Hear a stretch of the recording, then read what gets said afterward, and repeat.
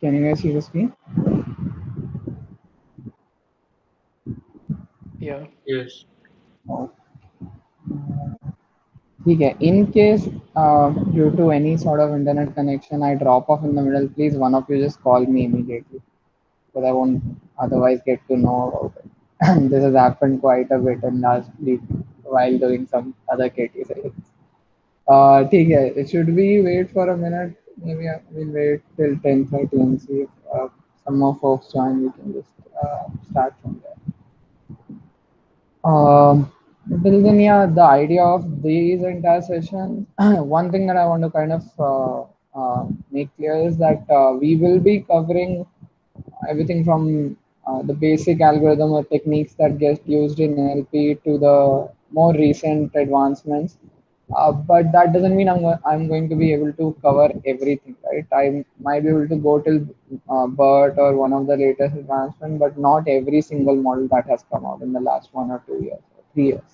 Uh, what's more important, I think, for me to do at these sessions is that I get the intuition across, um, so that if you were looking it up and reading about it on your own, you kind of understand what they are talking about, and you kind of are able to build an intuition about why this thing exists the way it does. That's more important. Secondly, this since it's also since we are bound by time, this is also not going to be covering any aspects of coding any of these up. More or less for all of these things, there are well-built libraries which can be used directly, and it's become more of a plug and play sort of a thing. Uh, but that is a part that I've kept out. Basically, this isn't the coding workshop of any kind. This will more or less be talking about the concepts by themselves, and how they were built, why they exist, those kind of things. Okay. With that said, let's actually begin. So, okay, just for anyone who's forgotten a little bit about how ML works, I have like 4 or 5 slides which just talk about what basic ML is, right? So, as to get everyone on the same picture. So, when I imagine ML, it's either going to be a classification problem, right? Where let's assume it's a data set like this, wherein you have 1 second. Let me actually present it. Right. So, wherein you will have some sort of a data set, let's say something like this, wherein we have to predict if a person is healthy or not, and we have a bunch of features, right? We call these features for the person, and every single row is representing uh, a particular entity, basically, that this is one person whose age is this, height, weight, these kind of parameters, and whether they are healthy or not, right? And usually you have this kind of a label data on which you will then do some sort of a classifier, build sort of some sort of an ML algorithm, right? Or the other way around is you usually have a regression problem.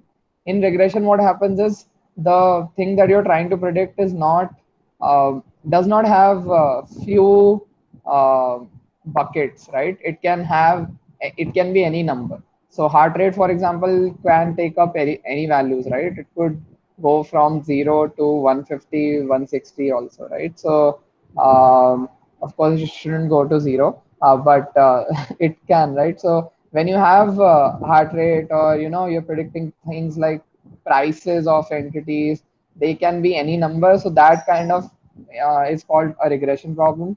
Uh, Usually, I'm going to cover a little bit about two models also, very simple ML models, just to again build intuition about how ML works. Let's go ahead with regression. So usually for classification, we can end up using logistic regression, even though it has a regression in the name. It's actually a classification model. And for linear regression, this is something that you might be familiar with. You might have seen something like this in your school time, right? You might have seen y is equal to mx plus c. This is the same thing. It's building a line. So let's try to see what happens in a regression case, right? And we have this is our model. So how does this model work?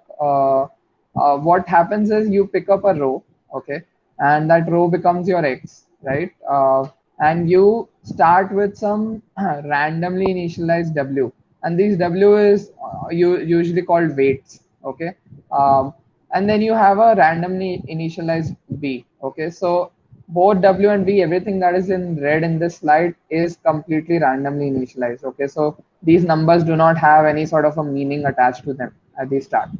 X is basically representing your row, and we're gonna do this calculation for each and every row one by one. Uh, the calculation is simple, right? This is a dot product, which comes out to be that you multiply the corresponding components and add them up, which gives you this sort of a number. And plus, you're adding that bias term.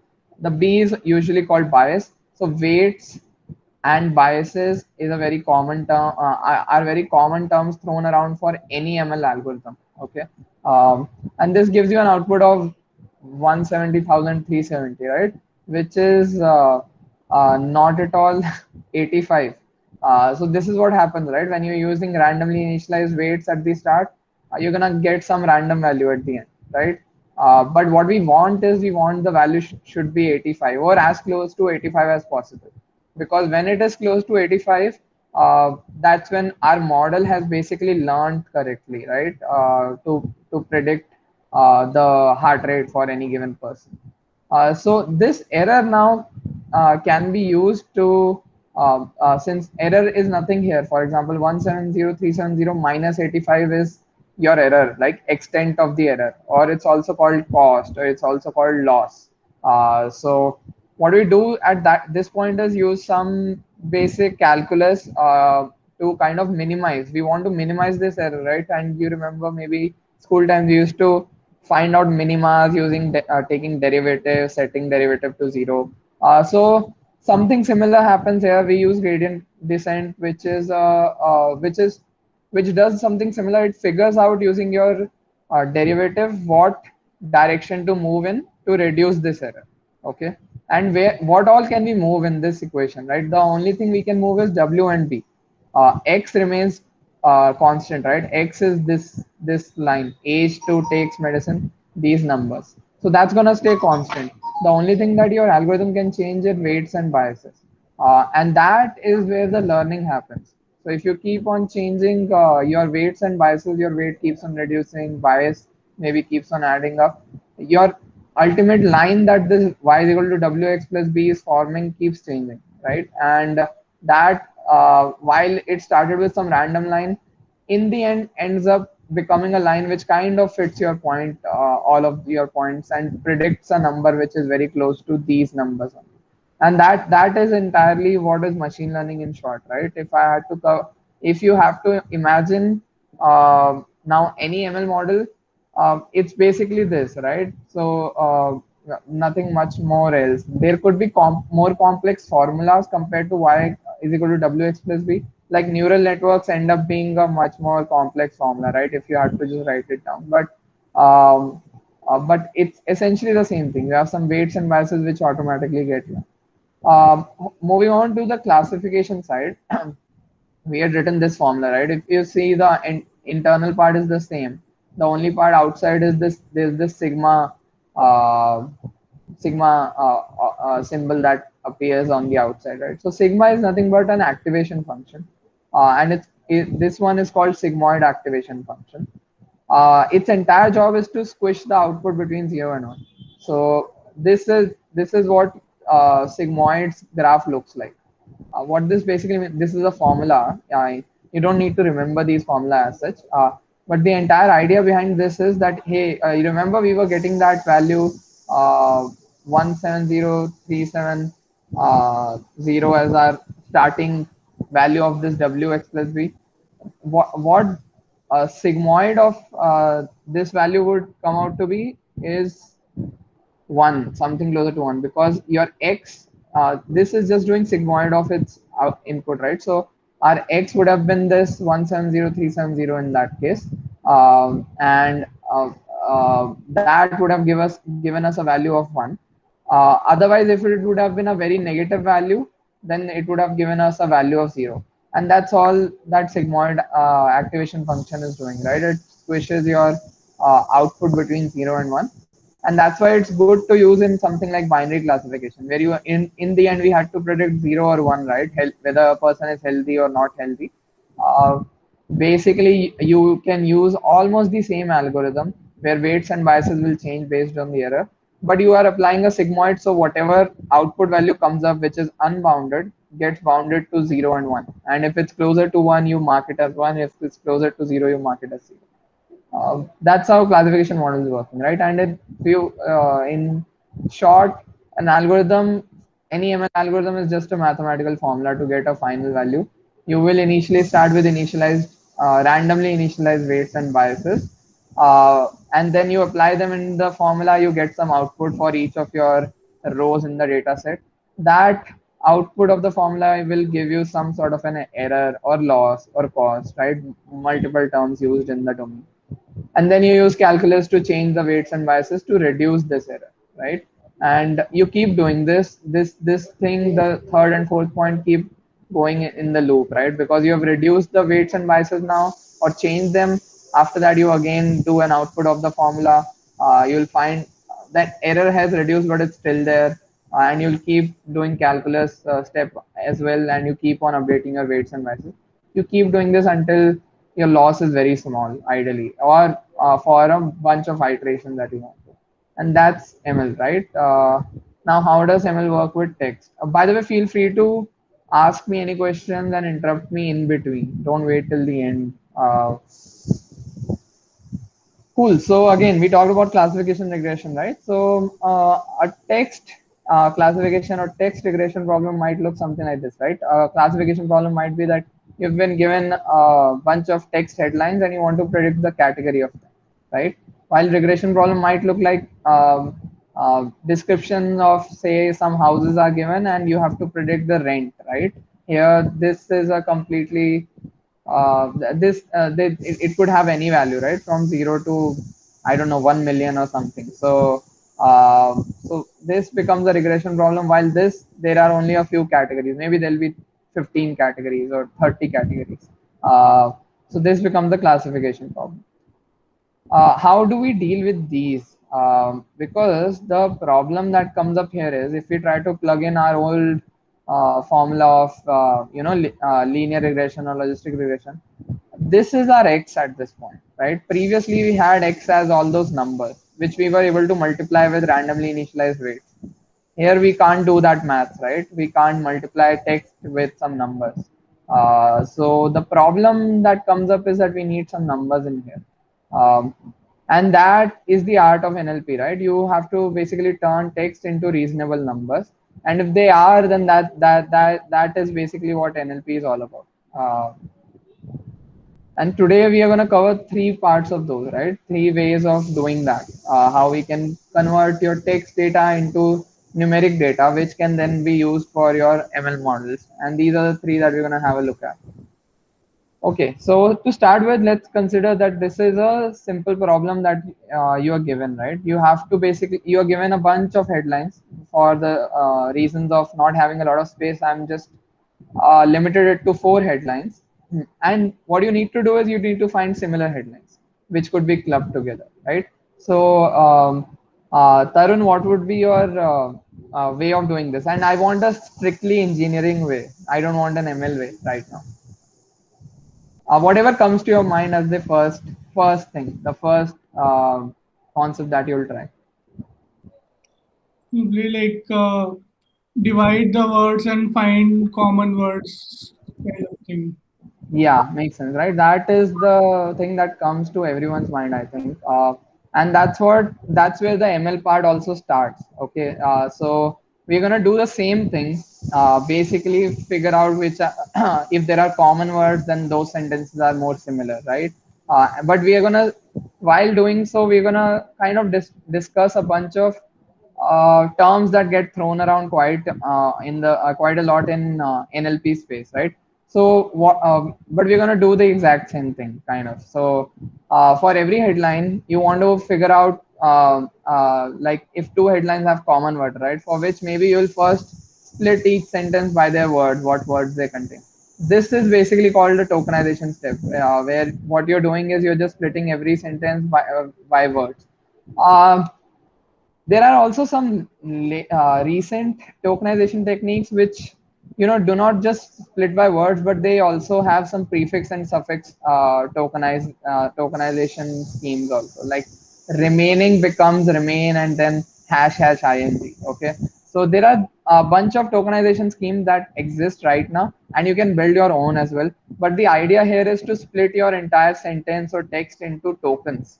Okay, that you can work with. So because your ML is going to work with tokens only, then maybe you'll do something else also, right? You would not want that if another headline had remain while this one has remaining, they are still the same root word, right? So you would want them to be come out similar to each other. So another thing that we end up doing to kind of take care of this is use something called stemming. Stemming is nothing but you stem the word, so you only keep the root or the base word and for every word, and this will make sure that if you have another headline which only contains the root word or contains the word in some other manner, right, in some other form, then that also will get matched once you have stemmed the tokens, right? Then you might do stop word removal also. So stop words are any words that are kind of irrelevant for the given language that you're working with, or in your domain of your project. For example, the is coming in headline one, headline two, headline three as well. You wouldn't want headline three to become similar to headline one just because there's a the in there, right? So you would want to remove words which do not really give that much about the uh, row or about that your data point. So that's where we are doing here, right? We removed we removed we removed b, some common words we have removed. And at this point, you could have, by the way, some more data pre-processing that you might want to do on your tokens. Maybe you want to, if there are URLs coming in here, you might want to remove them, and stuff like that, right? If there's camel case words, you might want to split them into two words. There can be a lot of domain specific steps at this point, but these are usual ones which get followed in almost all NLP pipelines. At this point, you want to again go back to our original problem, right? That if you want to do this via ML, you need to convert it into numbers, and that's the part which is called featureizing or vectorizing. Okay, so how do we now get from here to some numbers, right? So since we are gonna deal with the same thing of just figuring out common keywords, right, and basing it on that, that's what count vectorizer helps us in doing. So what we do to start with count vectorizer is you will first create an entire vocabulary of your words. So this is after tokenization, stemming, and stop word removal. If you go through each and every headline in your data set, these are the words that will come up. Okay, and maybe just for ease sake, I'll assign an index on top of them. And now it becomes very simple to kind of create a vector out of them, right? For example, let's look at this headline 4, right? This has 4 words. Modi speaks in Delhi. And in would have gotten out of the vocabulary because of stop word removal. So it kind of has 3 words only. Modi speaks in Delhi. And what we are doing is for every word at its index, we are setting it as 1. Okay, if there were if Modi would have appeared twice in this headline, we would have set it as 2. That's why it's called count vectorizer. Okay, so count vectorizer does nothing else. Okay, you have this vocabulary, you build a list or a vector of this much length only. So this is a list of 14 words, basically starting from 0 to 13. So we have a vector of 14 numbers in here, and every word that does not exist in that headline gets a 0. Every word that exists gets a 1, or however many times it existing in that headline, that's the number that it gets. And this is basically what your count vectorizer is supposed to do. Now what has happened is you've gone from this stage to this stage, and at this point you have numbers available, so you can use something like cosine similarity, which is very similar to what you'll do if you had to calculate a score of how similar two headlines is using just common keywords, right? What cosine similarity does is you try to in the numerator you try for any two vectors. Now think of these lists as vectors only. For any two vectors, you're trying to in numerator multiply the corresponding components. So the more common keywords there would be, the more overlapping indices you will have with ones or twos or threes, right? And when you multiply them, your numerator would be higher, which will give you a higher cosine similarity. Um, so that's how we can kind of solve the similarity problem via the engineering way, but kind of it's still put in ML, and it's the starting point. And we are still using count vectorizer in Rasa, for example, in our chatbots right now. Okay, that brings me to the second thing, right? TF-IDF vectorizer. So what happens in TF-IDF vectorizer is that it's built up of two different things. One is called term frequencies, another one is called inverse document frequency. Let's try to kind of understand what these mean. So these are basically some formulas. Term frequency is nothing but number of times a given word is appearing in a particular document. So for example, sky is appearing once in headline one. Headline one is our document. Sky is one of the words. So you can say that it will be one out of, there are six words in the headline one, so it will be one out of six, right? And inverse document frequency is, however, log of total number of documents you have, which is 4, divided by number of documents that contain the word that you're dealing with. So let's say sky is there in two of the headlines, so this will come out to be 2, the denominator. How these become useful, we'll just have a look in a minute. So let's begin with how we are calculating for sky, right? Psi, I just said that it becomes 1 by 6. For IDF or inverse document frequency, it will become log of 4, number of total documents, which we have 4, divided by number of documents that contain the word sky, which is 2, which comes out to be log 2, which is 0.3, right? TF-IDF, it's called TF-IDF because we multiply that. So to get a number for sky or a weight for sky, we just multiply its TF value with its IDF value, which comes out to be 0.048, right? And we are not going to do this just for every word within which exists in this headline. We're going to do this for every word in the vocabulary for every headline. So maybe we'll do something like TF-IDF of PM also for headline one. And this is going to be 0. Why? Because this PM word does not appear in headline 1 at all. So the numerator of term frequency becomes 0, due to which term frequency becomes 0. And IDF might be 0.3, but doesn't matter, right? It comes out to be 0.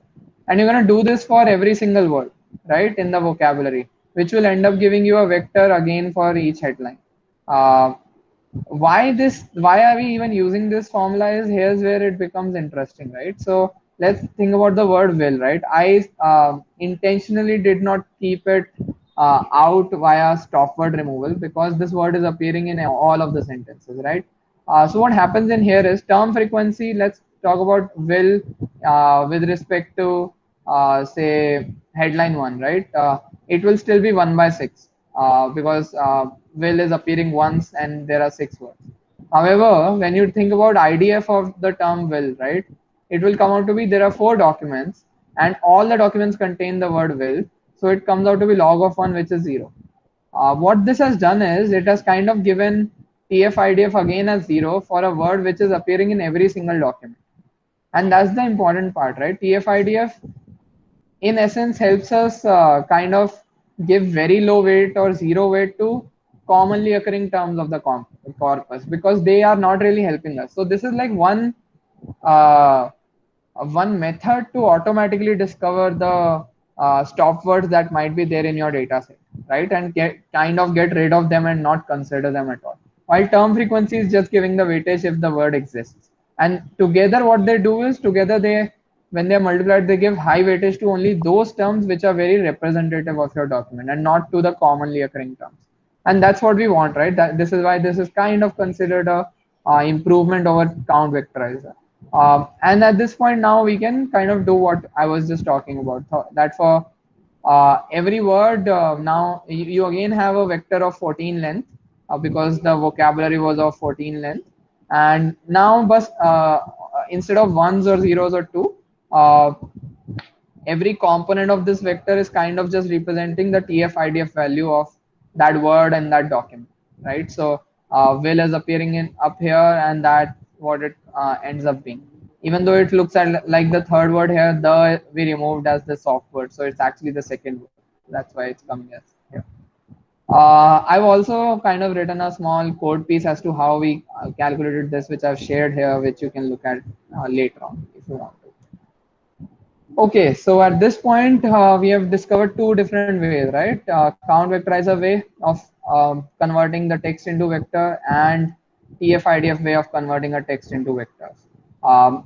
Together, count vectorizer and TF-IDF are often termed under the category of bag of words approach. So if you ever hear bag of words, this is usually what people mean is either count vectorizer or TF-IDF vectorizer.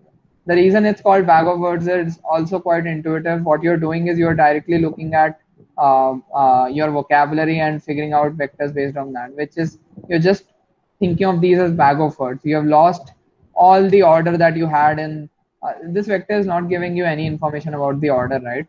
Neither is it understanding any part of the meaning. It's just thinking of everything as a bag of words from which it's picking. If this word exists, let me give it a weightage.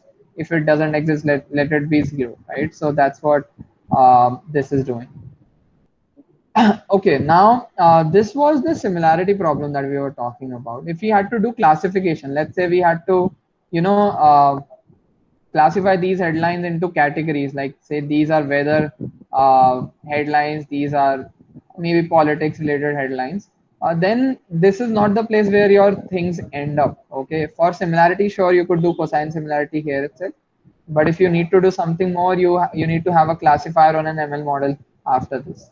And this is quite simple. We've already talked about it, right? So if you think about this, we've gotten to numbers.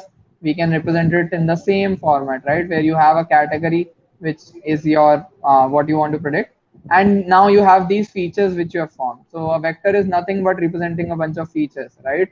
Previously in the starting slides, we had looked at different set of features: height, weight, age, etc.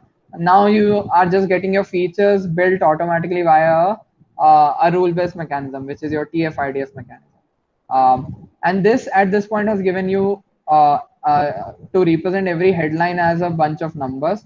And because they are numbers, now you can use something like logistic regression, and you can learn these weights and biases, because now your W will be able to multiply with your X, right? Now this becomes your X, each row here. Uh, and that's the entire idea, right? That's how we work with ML in NLP.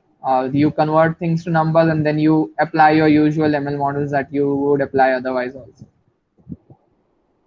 Okay, this so far did not cover anything about the meaning of sentences, though, right? Our vectors did not know anything about what does sky mean. Is sky related to red fort or not? Things like that, right? So here's where I want to do a small experiment. Any question? Yeah. Yeah, Bahul, I just want to understand that in Deco recommendation, we have applied Yes. the bag of words approach, right? Yeah. So initially, like for the first, I don't know, 5 or 6 months when Deco was in production, it was working on bag of words approach only. So what we were doing in there was think about instead of this headline one, think about it as oh, Plots or review comments. yes, right. So if you have content ID, say Dhoom is a movie, right, which may have some its title is Dhoom. It has another feature like say plot, that it's about racing bikes and thieves and stuff like that. And then you have something like its genres, right, which would be say action, uh, comma drama, comma thriller, uh, comedy, uh, things like that, right? And you had these kind of features. Now instead of one text feature, we had a bunch of text features. What we used to do was we used to apply count vectorizer or TF-IDF vectorizer to each of the features. So we used to get a plot vector, for example. We would get a vector for which would be representing plot. So 0, 1.2, 3, 4, 99, 0, 0, stuff like that. This would be representing the plot vector. Similarly, we'll have a genre vector for boom. 1 0 0 0 1 1 0 0, something like that, right? Maybe these represent action, this represent drama, this represent thriller. And this is how we used to first construct vector for each of the feature, and then we used to concatenate all of them by adding some weight. So We used to have a weight that we used to multiply this with. So let's say weight plot will get multiplied with the plot vector, and then we used to concatenate it with the weight genre multiplied with the genre vector. So if weight genre was let's say it was 3, right, for some reason, then this entire vector would become something like 3 0 0 0 3 3 0 0, something like that. Similarly, we would have a plot vector, and then we'll just concatenate it. So this will appear before the genre vector, and now you have a long vector which is representing zoom. So this was the way we used to do it in Deco at the starting. Later on, we shifted to slightly more advanced methods like word embedding based methods and BERT related methods, which we are gonna cover in subsequent sessions. But yeah, that's what we used to do. Does that answer your question, Rithvik? Yeah, thanks. And at the end, using those vector, you basically do the regression to get the score, right? Yep. So in yes. In short, yes. We used to do that. Uh, Honestly, on Deco, things were based out of similarity, so there was not much of classification happening. So you could just when you have gotten these vectors out, you could still do similarity at this point itself. You know, by doing cosine similarity, you don't really need a classification or a regression pipeline after that. Yes. Thank you. Okay, so let's talk about how we can move from this to a slightly better method. For that, let's do a small experiment, right? So let me see who all are there in the call. So, okay, Kaustubh and Harsh and Nancy, right? I want three of you to read through all of these sentences. Rest all can read as well, but I want you to just quickly read through all of these, right? I know this probably might not be a language that you're familiar with. I hope so, at least. And once you have read through, just let me know.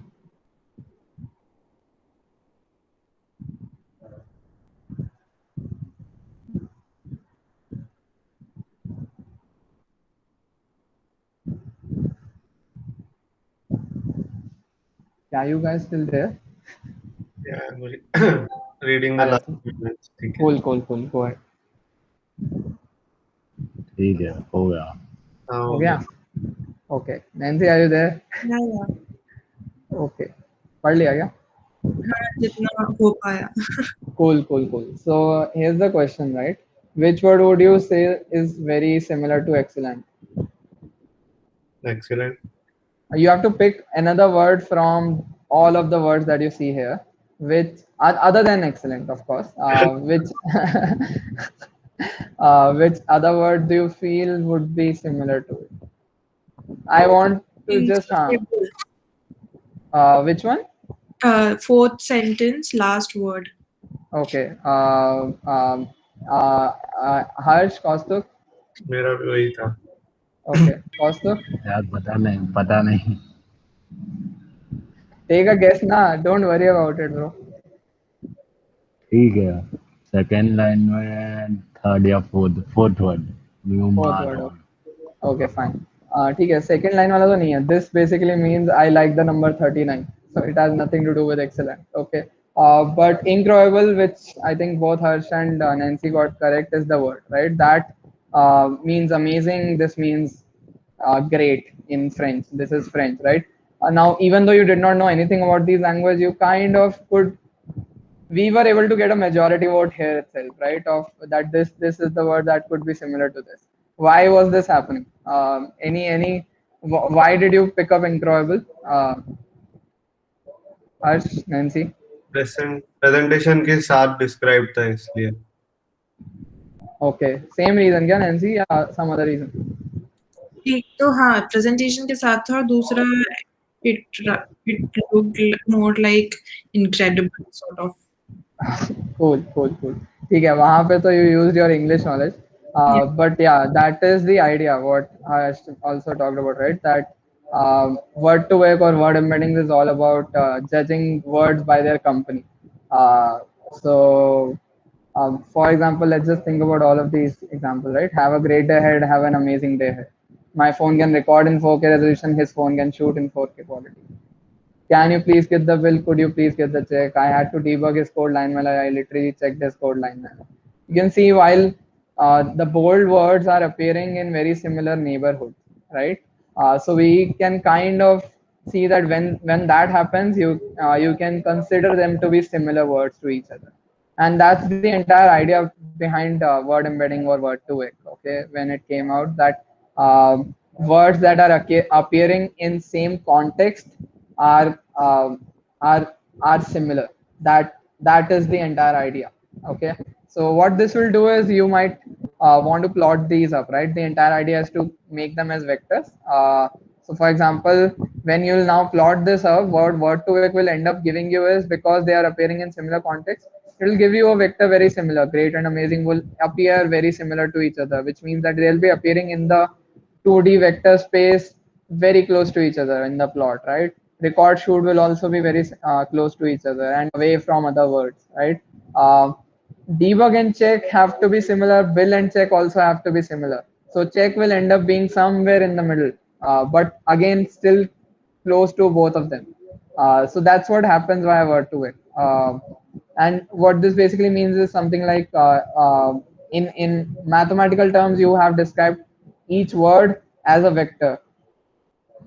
And I want to clear one confusion here. Until before word2vec or word embeddings, we were looking at sentences vector. Here we are looking at vector for every word or every token of your sentence.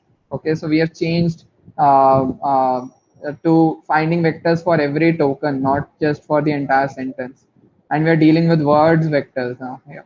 So what's happening in here is you basically would come up with some sort of numbers which would be representing every single word. How we represent this, we are going to come up in next few slides, but that is the idea here, right? And then you do the same for record, the same for shoot, and you do it for all other words, right? Usually these end up being not 2-dimensional, but more like 50-dimensional or 300-dimensional. When I say dimensional, basically it means the length of the list, right? How long is this list which is representing a given word? And each of the word in your vocabulary is going to be of that fixed length vector only. So each vector will be of 50 length or 300 length only, but they will be having different words, right? And of course, we can't plot a 50-dimensional graph. We can only see 2-dimension or 3 dimensions. So not gonna try to plot all of this, but the idea is, remains the same. That just like in 2D plots, you can check how far two words are apart by just seeing them. You have mathematical ways of seeing how two words are apart, right? We have studied distance metrics like Euclidean distance, or which you have studied in school time, right? Again, so those kind of things can be applied at for vectors of any length, and that's how we can figure out if great and amazing are coming out to be close to each other, record and shoot are coming out to be close to each other or not. And what word2vec ends up giving us is something like this, where uh, uh, it gives us such sort of vectors that we can do arithmetic on words directly. So if you do something like king plus woman minus man, we get a vector which is very close to queen. So say this is our word2vec model. If you try to figure out most similar and we give positive, which means that we are adding those words up, and we do king and woman, and we subtract the man part of it, then it gives us queen. This is where it kind of surprised everyone, right, when it came out, because we judged a word just by its company. We still did not know. We never fed any information about what king exactly means, or what woman exactly mean, or what man exactly means, or what queen exactly means. But just when we judge it by its company, also we are able to come up with such vectors that are able to give us this sort of a arithmetic, which means that there is the real world meaning that we usually possess for words gets embedded into these vectors by just judging them based on their company and nothing else, right? But how let's look at how we actually are able to form those vectors, right? So that basically is an ML pipeline of its own, which means that there are going to be two components to it. One is the data component, right? How are we going to get the data to form these vectors? And the second component is going to be what is the algorithm that is getting used to actually form those vectors which are meaningful in nature. To do any of that, to cover any of that, we want to understand something called language model. Again, a term that's thrown around a lot in NLP space. A language model is nothing but what you have in. Oh my God, why is this? So I don't know why is this. The one sec. Yeah, language model is nothing but this, right? So you use your keyboard every day. When you're writing up some words, it's predicting the next word, and that in essence is what is called language modeling. Language modeling um is the problem of predicting your next word based on whatever you have written down so far. Now, how does this help us? So, oh my God, I have some bad animations put up here. Anyway, so what's happening in here is you once you've trained the language model, you can do something like this. That if you are passing in some keywords, it can predict the next one. That's what it does, right? If you have a language model trained, you can predict the next word. Word2Vec is also kind of like we are going to use the concept of language modeling in building the algorithm for Word2Vec. So that's why we are looking at this. And what it ends up doing is it's not going to work with text, right? Again, as I said, that machine learning of any kind is not going to work on text directly. So it's not going to be that you feed in text and you get a text word output out. So everything first gets converted to numbers in here as inputs, and the number only gets output, right? So how does the number gets output? You actually get probabilities associated with every word, right? So you will actually get this sort of a list which will represent 0, 0, 0.1, and maybe this will be 0.4 somewhere, right? And 0.4 would be the index for the word not. And that's how you'll choose that, hey, this has gotten the highest in all of these, so I'm going to choose this as the next word based on this language model. And that's how it predicts, right? That's how your Google keyboard is also working. But how does this work, right? So actually you like if you think about something like all your WhatsApp history or the entire Wikipedia of data or any book or a bunch of books, right? They are just text, a proper source of corpus of text, right? Like this is a sentence that could be existing somewhere in one of the books, right? Thou shall not make a machine in the likeness of human mind. Uh, what you do is you can start looking at windows because you want to judge a word by its company. You are going to slide a window across and look at words in a window, and that can give you a data set. So if you are looking at this, a window of these three words, then that can give you a data set of that if my two words were thou and shall, the output should be not. If my input words are shall and not, then output should be may. And that's how you kind of build a data set automatically for your language model, right? Wherein if you've built a label data set like this and you train a language model, then it will learn to predict what should be the next word. And that's what your Google keyboard does. Okay, so now let's try to do the same, utilize the same concept in Word2Vec, right? What would you predict here as the next word? Let me guess. Lytton, can you guess?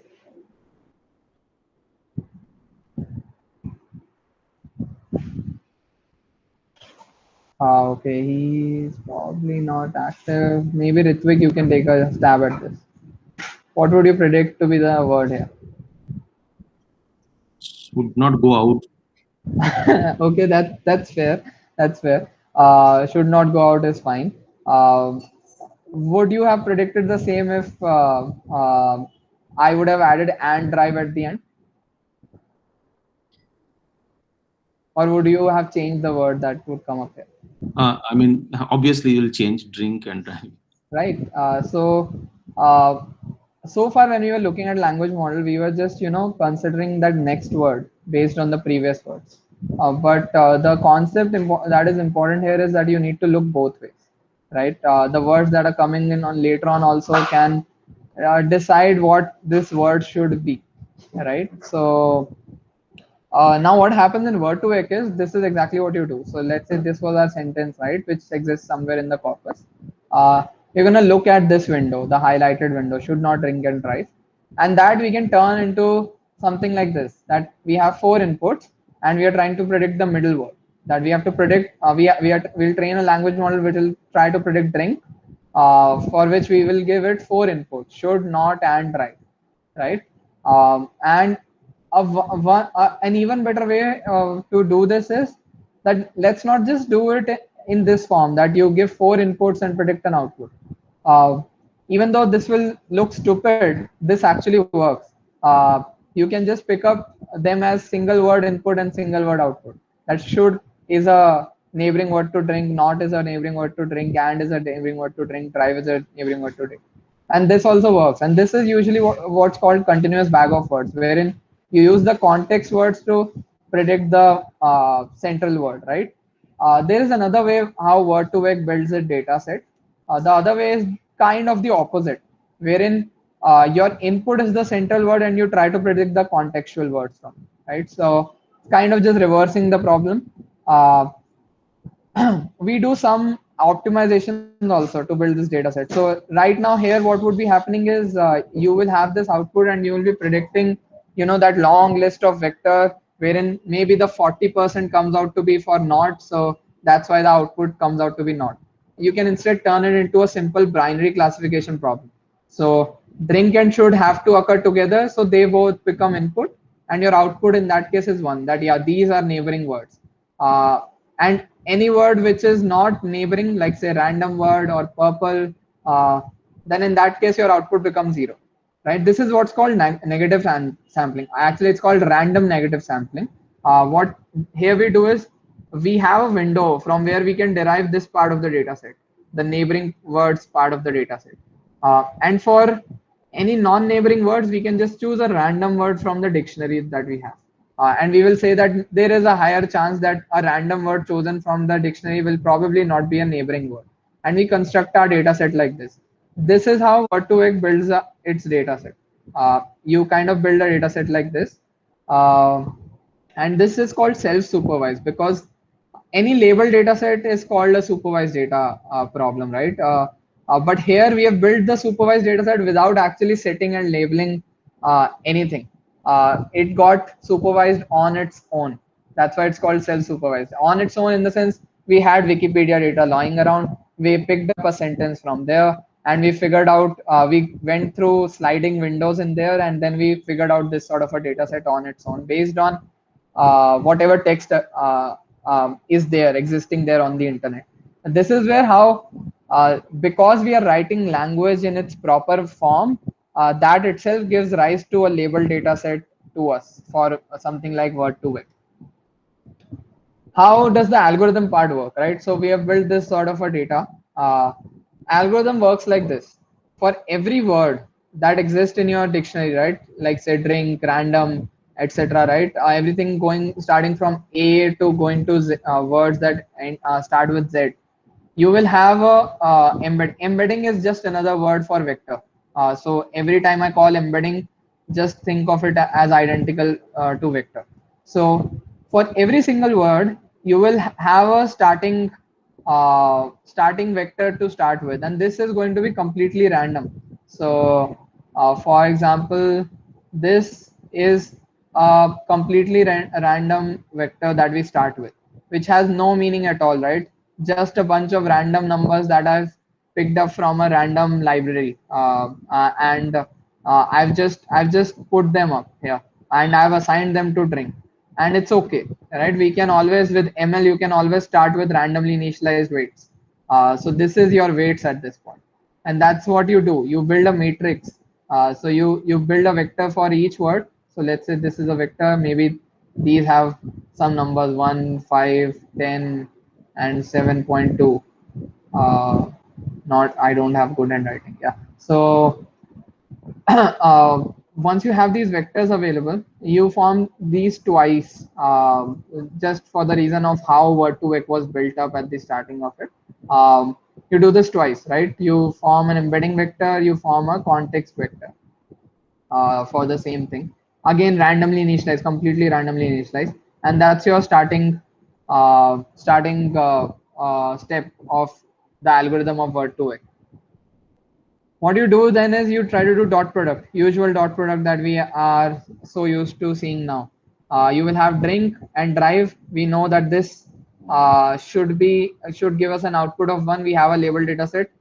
When we do a dot product of these embeddings, maybe we get 0.2 instead of 1, right? Target is 1, we get 0.2. However, we will do the sigmoid operation also. We'll apply the activation function at the top, because there is a chance we might not get something between 0 and 1 here. We might get something like minus 1.11, or we might get 250 as the number as well, because dot product is unbounded by its nature. So we'll apply sigmoid and we get something like 0.55, 0.25, 0.68, right? While drink and random should come out to be 0. This is where now we can use the same ML methodology that we had. This gives us rise to an error that sigmoid gave us 0.55. The target was supposed to be 1, so we have an error or a loss that has come up. Same here, it was supposed to be 0, but our random vectors that we started with gave us a dot product after sigmoid of 0.25. So we have an error here that we have not predicted 0, so minus 0.25. Every time you do this for every single row of your data set, you are getting an error, right? You average all of that error, you get an error for your entire algorithm. Once you get an error, you can backpropagate that again using the calculus that we had seen, and then that can help you change the embeddings. In this entire process, what can change? We of course can't change that these input and this input appears together and target is 1 or 0. What we can change is the things that we started with randomly. So each of these numbers are representing weights. So if we had prepared a word embedding of 300 dimension, then we have 300 weights for every word. Okay, and if we had 100,000 words, then we have 300 into 100,000, those many weights that we can fit around with, that the algorithm can keep on changing based on this error getting back propagated, and changing each of these embeddings one by one, which are our weights, right? So this is how you are kind of applying the same weights and biases updation concept, but to word embeddings. And that's how word embeddings get formed. When you build a very large data set, this is just from one sentence. Even part of the sentence I've given you, 6 rows in here. So you can just imagine just a single page of Wikipedia can give you so many rows, maybe thousands of rows, right, of data point. And entire Wikipedia can give rise to millions of data points. And you can go ahead, and then if you have millions of data points, you will probably end up forming, if you learn a model like this, the word vectors that get formed happen to come out to be meaningful enough, and all that you're doing is conceptually you're just applying that same concept, that you're judging a word by its company, that these words are neighboring, these words are not neighbor words, and that's how you end up forming very good vectors for your each of your words, right? And it ends up being able to provide you with that sort of a mathematical nature where you can do king plus woman minus man, and that gives you a vector in the end, which is very close to a vector to queen word. So what this ended up giving us was that it gave us transfer learning in NLP. If you think of everything that we studied before this word embeddings part, the bag of words approach, right? Count vectorizer, TF-IDF vectorizer. If you were working on chatbots and if somebody else was working on news category prediction, you too will have very different data sets, right? And even though there could be common words appearing in headlines as well as words appearing while talking to a chatbot, there was not much that you can transfer knowledge from one domain to another, because you would train your count vectorizer or your TF-IDF vectorizer on your own data set only, because you will all of them dependent upon forming that vocabulary, right? Which we had written down at the starting in the bottom part of the picture, where we had written down all of those words, right? Sky, will, clear, Modi, PM, etc. So all of them depend upon your vocabulary, which is limited to your domain. What word embeddings did was it gave rise to transfer learning. Transfer learning is the concept of applying whatever you have learned in one ML problem to another ML problem without having to train a model again. Okay, so kind of utilizing whatever we have learned at one domain and applying that to another problem in another domain, right? So that's the idea of transfer learning. How did word embeddings give rise to that? Bigger companies or universities happen to do this exact procedure wherein they formed millions of data points, they trained a model, and they got some good embeddings for each of the words, and they open source them. Now when they've open sourced them, uh, in the chatbot space or in the headline space or any project that we want to start with, we can use these word embeddings to start with, right? We don't need to train them again from scratch. We can directly apply them to our domain specific model. And that's how transfer learning began in word embeddings. Now, word2vec is what I covered, okay, primarily. There are two other equally famous word embedding based methods. One is called Glove, one is called FastText, right? And this is in the way they appeared. Like Word2Vec came the first, then Glove came I think a year later. FastText came many years later. So this came out I think in 2016, 2017, something like that. I will not be able to cover, the algorithm aspects of each of them right now. But you can actually try and go and check it out yourself at this point, because the idea that I've covered in Word2Vec, similar ideas apply in Glove and FastText. The place where it changes with Glove, by the way, it's called Glove because it's represent global vectors. Okay. The global aspect in the word comes up because for Glove you build something like a global context. So in Word2Vec we were looking at words in their sliding windows, right? 5 word windows at a time, 3 word windows at a time. In Glove you don't do that. You look at the total number of times that word has appeared in your entire corpus. Maybe the has appeared twice in your corpus because this is entire corpus. Say, yeah, this is your entire corpus. The cat sat on the mat, right? So the appears twice because the actual corpus is the cat sat on the mat.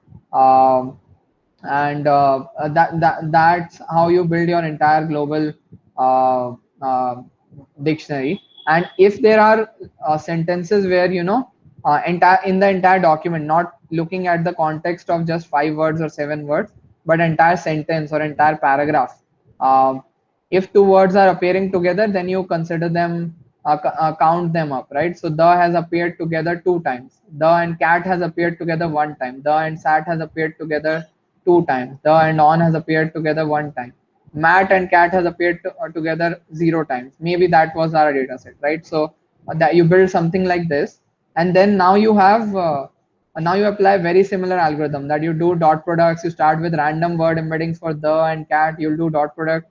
You'll ask the dot product and sigmoid to predict 1, or instead of sigmoid you'll use a different function and you turn this into a regression problem. You don't use sigmoid, you try to predict 2, you try to predict 5, you try to predict 0, right? So that is how Glove works in essence. FastText works very similar to Word2Vec. The place where it changes is it incorporates embeddings for out of vocabulary words also. So maybe your initial FastText model was trained on, say something like Wikipedia. Now you're working with chatbots where Mahindra first comes up as the word, as one of the words. Mahindra comes up as a word, right? Mahindra probably does not have an embedding in Wikipedia. Maybe it does not. Maybe it actually has, but let's assume it does not, right? FastText will still give you an embedding or a vector for it when that comes up. How does that happen? FastText, what it does is, besides creating your tokens as words for which it forms random vectors and tries to learn the proper vectors by back propagating errors and stuff, it does that for n-grams also, which means that if you had what n-gram means is, say you have this sentence, right? Word2Vec will form a vector for the, it will form a vector for cat, and it will start with random vectors, right? 1, 5, 26, 0, 0.75, 6, etc. And then it will optimize, it will keep changing these every time it produces an error, right? Because the and cat have come up together, but word to vec, like our sigmoid did not give us that 0 or 1 value in that case, right?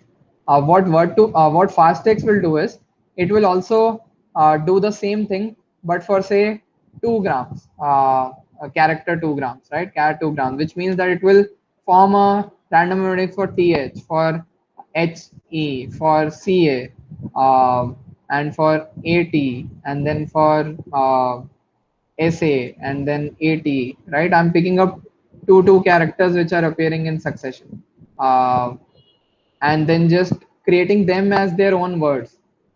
Remember that we never really fed the machine any idea about that this is a proper word in our English language. We never say that, right? We just started with this as our token and we built a vector for it, and we were able to optimize its vector as well based on the neighboring context. So Fastix says, why can't we do that for characters also, right? Maybe we can build vectors for um, uh, character engrams also. And this is what I've done for 2 grams. Fasttext will do this for 3 grams also. So it will predict 3 grams is something like this. It will do that for 4 grams also. So if you had a word like dearest, right? Then it will do dear as one word, EARE as one word, ARES as one word, REST as one word. What this ends up doing is when in the end you happen to have something like Mahindra come up, right? It won't have a word embedding for Mahindra entirely, but it may have something for, you know, MAHI, and it may have something for IND, and it may have something for RA, and it will just club 3 of those embeddings by averaging them out and say that, okay, this is what it basically means.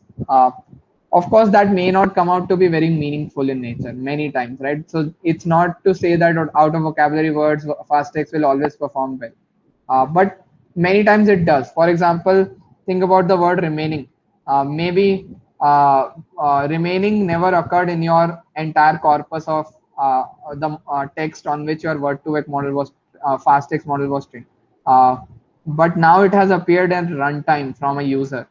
So there's a chance that ing would have a separate embedding in Fasttext, and remain already appeared in your vocabulary. So remain has a word embedding, ing has a word embedding, and when you club them up, maybe it will form a word embedding which is reasonably accurate, and that's how it kind of acts better than word2vec or GloVe. Okay, that's the idea. There might be some other word embedding models also. These are the more popular ones. So far we looked at how to, you know, get word embeddings. But if we go back to our initial problem of, you know, having those headlines, and we want to find similar headlines. In that case, we had a headline. Headline will contain many words, right? So we want to actually now get a single vector for a sentence. So how do we get that from word embeddings? One simple way is, you know, let's say we have a text like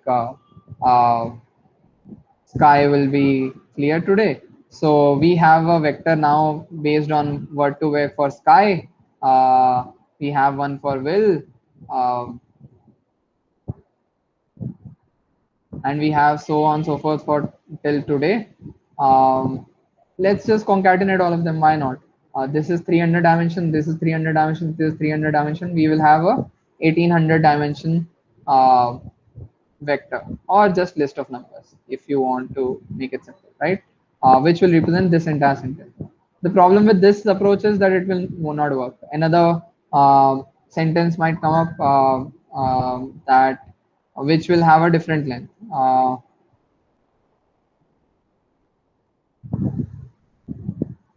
This has a different length. Here also maybe every word will be 300 dimension, but now this is 1800 dimension vector. This will probably have 300 into 4, 5, 6, 7, 8, 2400 dimension vector, right? And you can't do cosine similarity at this point, because cosine similarity requires your two vectors to have same length. So this is one thing that might come into the mind, but it doesn't work. So another thing that works, however, is averaging out word embeddings.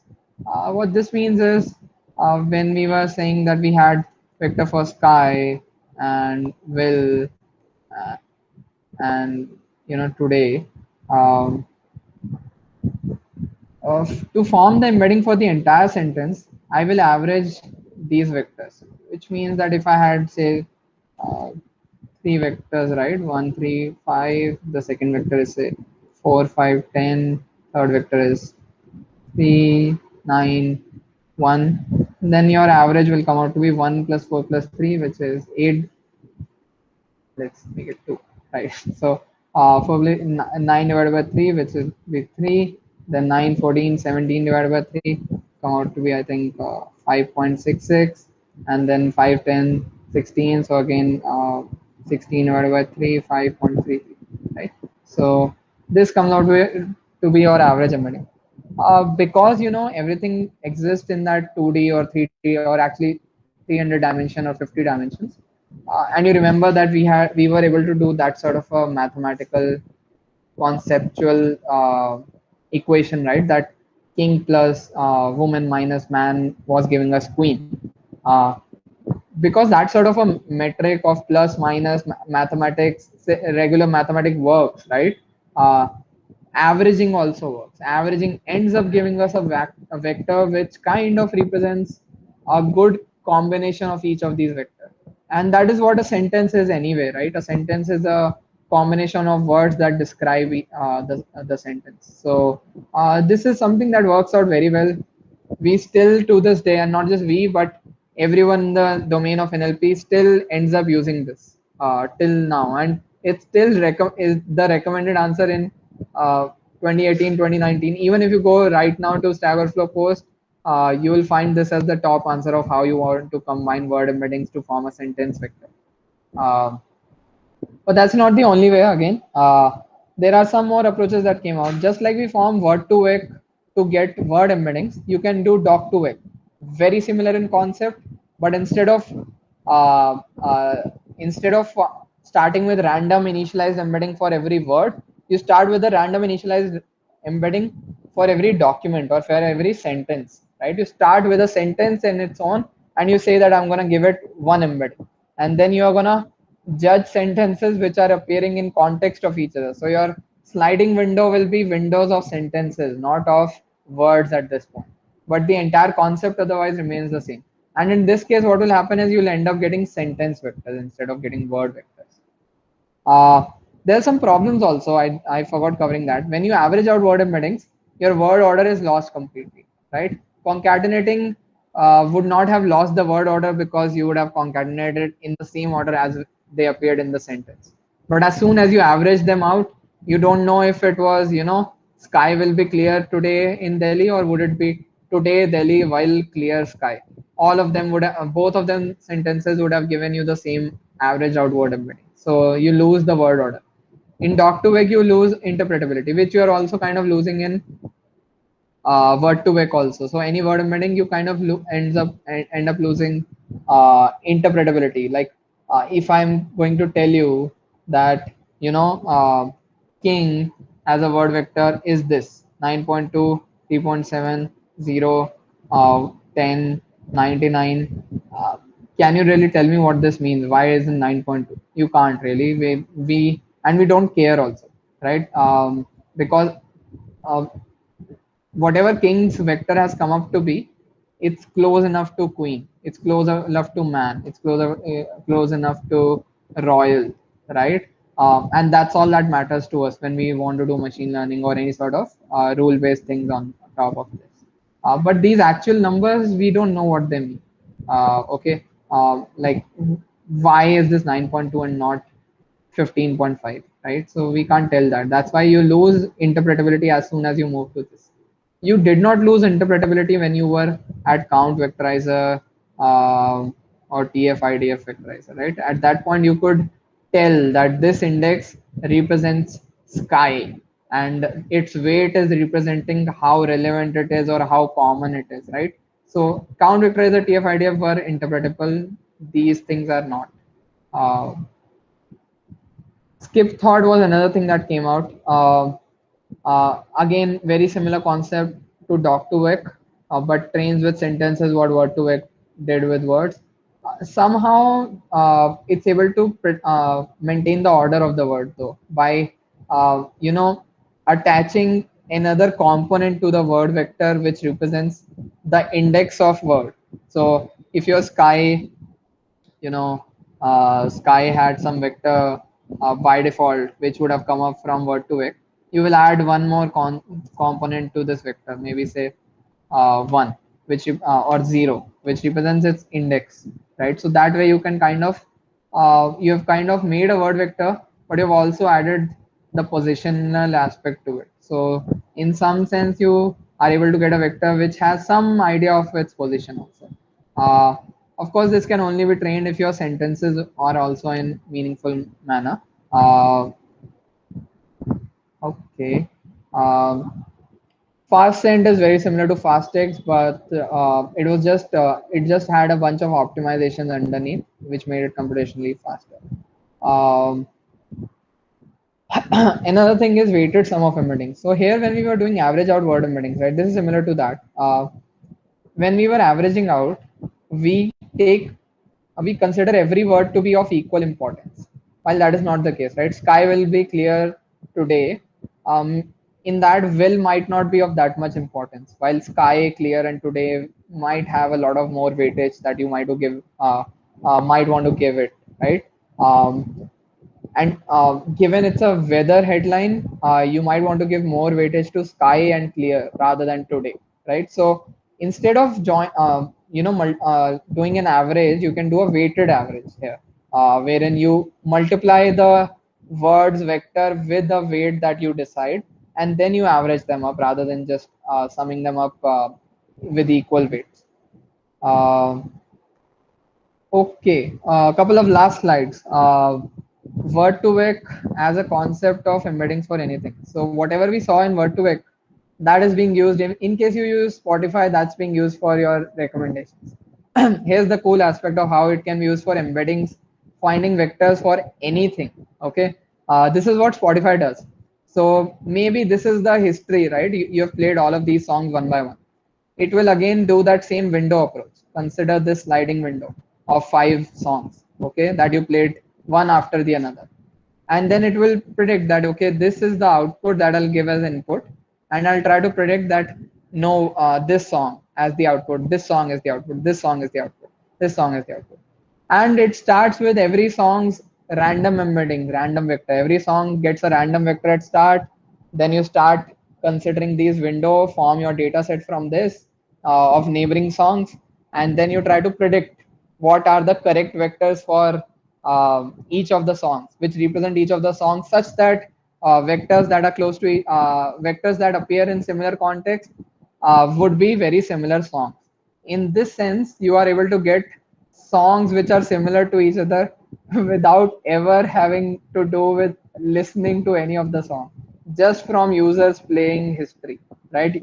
Just from users behavior, you are able to get songs, a vector representing the song, which are very meaningful in nature. And Spotify does this. Spotify generates vector for songs by users play history. Then whatever you have played in the say last 7 days, right?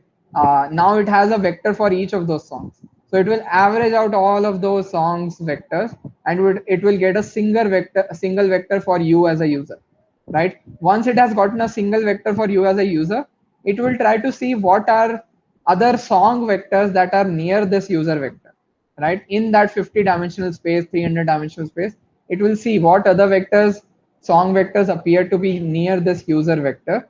Whichever ones are near to this user vector, which this user has already not listened to, that is the one that it recommends to you. And that's how Word2Vec gives rise to vectors, which gives rise to recommendations inside of Spotify. And this is not just happening with Spotify, it's happening at Airbnb also. So in Airbnb, what they do is very similar concept.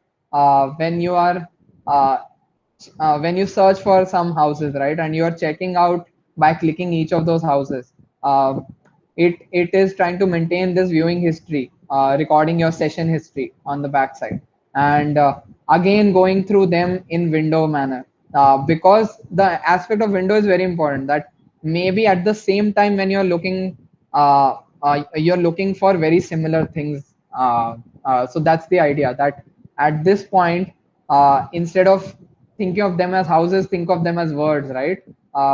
So the sentence that you're forming at one time in one user session is going to be specific to one specific need of yours. So as long as you look at these window manner, you apply the same concept and you're able to get an embedding for a house directly without ever passing any feature related to its text, its images. You don't need to do any of that. You just try to form the meaning of this, what this house represents in a vector form, just based on what are its contextual houses in your session history. It's using you and your browser session history as the way of learning meaningful vectors, because you are the one providing the label data as to what are similar things. You will be clicking on similar things. You will be clicking on maybe pick houses having white halls and having modern furniture, right? And that sort of meaning that then gets embedded into the vectors that gets formed, and which is a very meaningful vector for Airbnb use case. So that's how Word2Vec as a concept can be used for any sort of vector embeddings. Okay. Um, Problem that still persists with word embeddings. This is a online tool where you can put up a word and you can try to get nearest vectors based on the pre-trained word vector models that exist out there. If you see for play, you will get all of these words as nearest vector: game, run, playing, move, go, running, try, players, break, cut, right? Play can actually mean a bunch of things, right? What if the sentence was this: have you seen Littons acting in a play? In this case, play does not really mean any of these top words, right? It means something related to theater. So when you end up having a single vector for a given word, while that word could have different meanings when appearing in different sentences, that's where word vectors do not do a good job, right? So in this case, you will probably not get a good vector for this entire sentence, because play is going to give you a vector which is very near to games and playing and those sort of things, rather than something related to theater. uh, so that's why a word alone cannot really fully tell its meaning, and context becomes very important. And how we will deal with context is something that we'll cover tomorrow. For today, this is it. Any questions so far?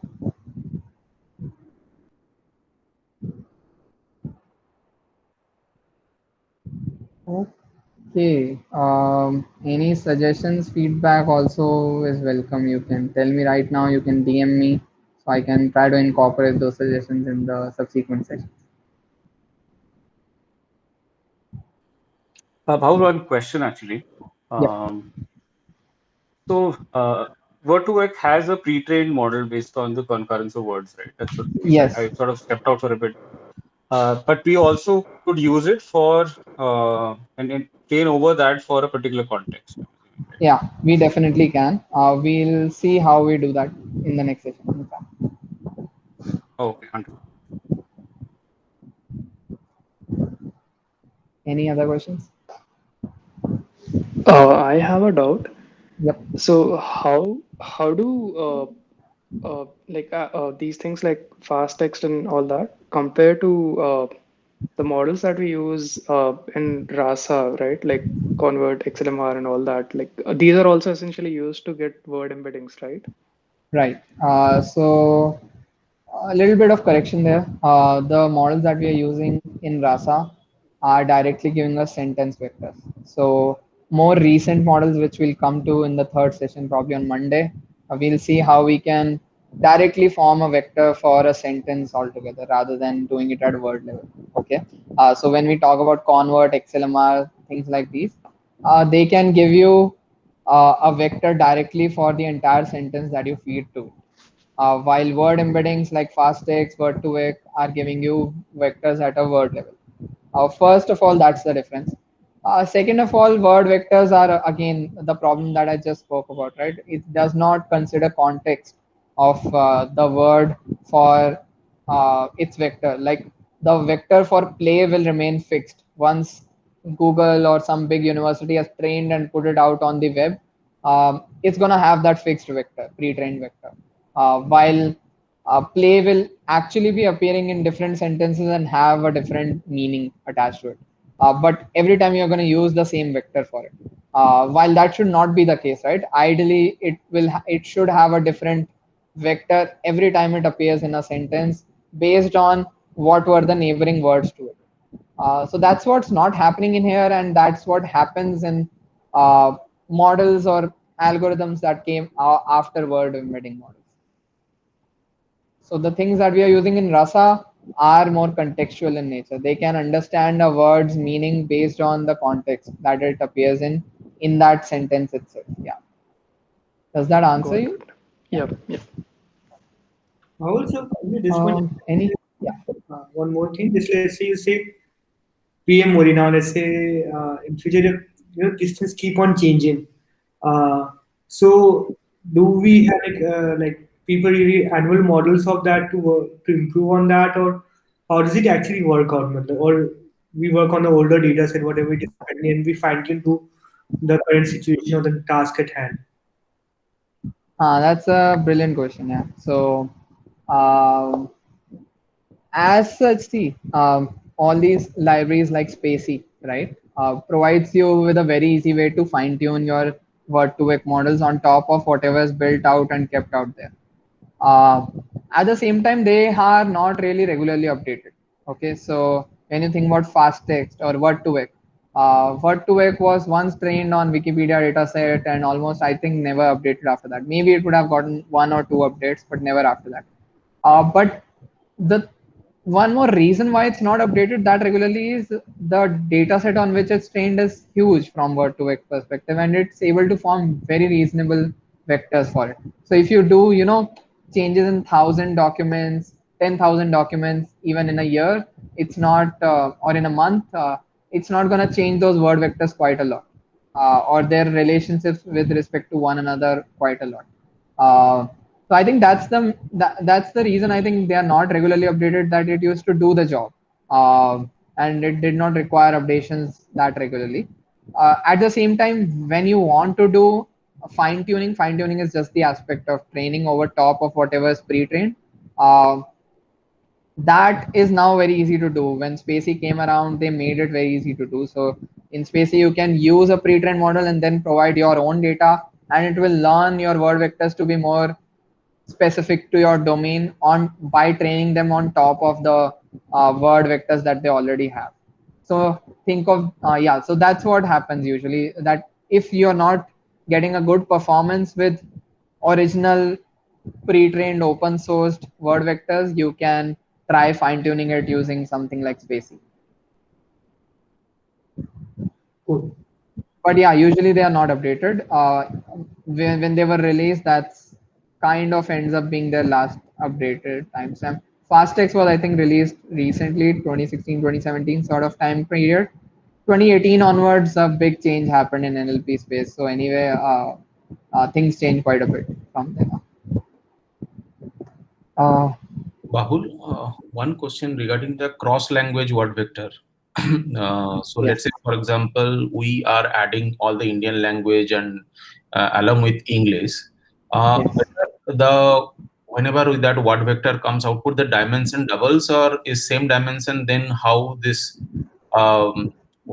is the improvement? I mean, how do you compare that? What is the good word vector or something when we add more words to the data set? I did not, Ritvik, I got a little confused there. So are you talking about the cross language as the question, that how does it work with cross language, or? I'll tell you, rephrase this. So let's say for only English, right? There are the data size maybe let's say few billion words, right? Whenever you add another language of data set, then it's almost either doubles or some ratio. They need to drop out some of the English data set data, or they doubles the data set, but and along with they also increases the dimension of the word vector.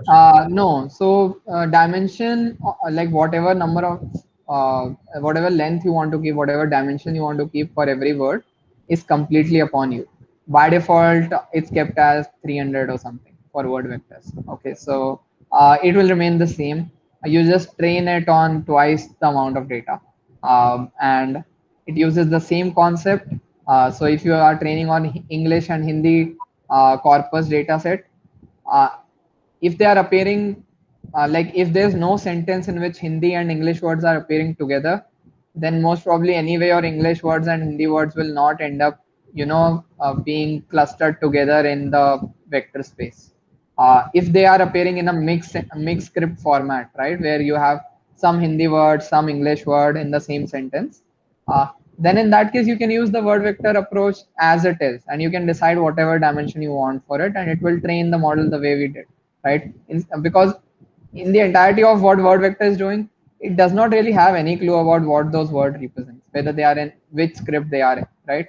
They are just looking at a window of words and then just trying to predict the neighboring words based on the central word or the opposite of that. And it has no clue about whether that's a Hindi word, that's an English word, what the other word means, doesn't know anything about that, just tries to learn everything based on how many times things appear to be appearing with respect to each other in neighboring as neighbors, right? So that as long as you have a big data set, written data set, word vectors will end up being reasonably good.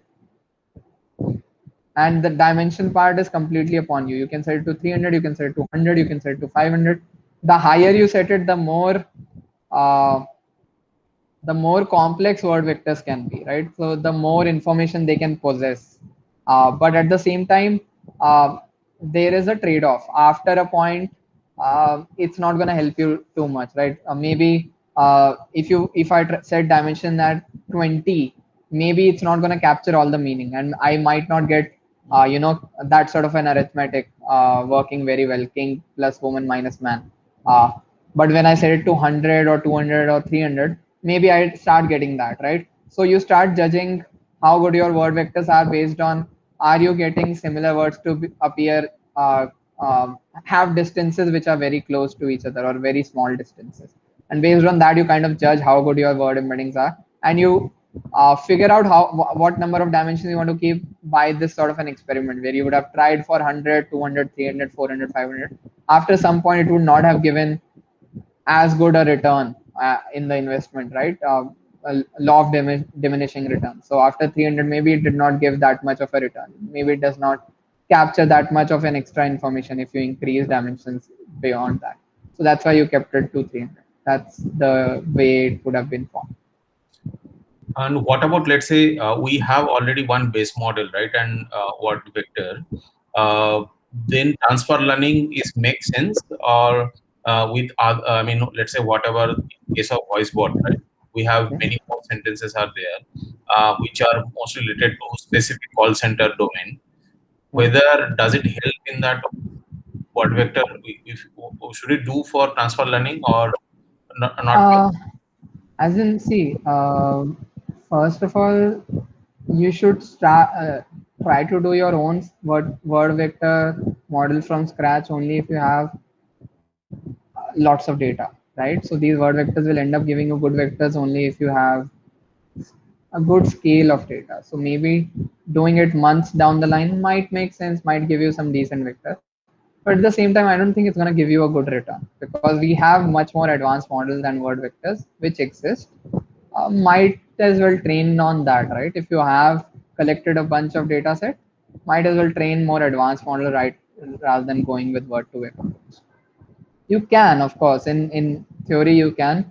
Practically, not such a great idea in 2021. Got it.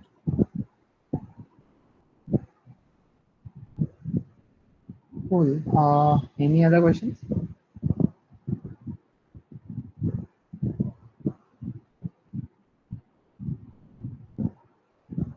All right, guys. I hope this was helpful, and I hope something new you guys got to learn. I don't know. This was also the basic part of it. I think we're going to move to a little bit of neural networks in the next session. So cover a bit of recurrent neural network, long short-term memory neural network, if you've heard of RNN schemes, and how they can add context, just to give a little bit of teaser, and solve this problem that we are facing with word vectors that we saw in the last slide. That's going to be the primary motive of the next session. I hope I'll see all of you around. Cool guys, see ya. Bye bye. Uh, Thank you. Thanks. Bye. Thanks, Paul. Thanks, Bye bye. Pavel. Bye bye. Thanks, Pavel. Bye. Thanks, Paul.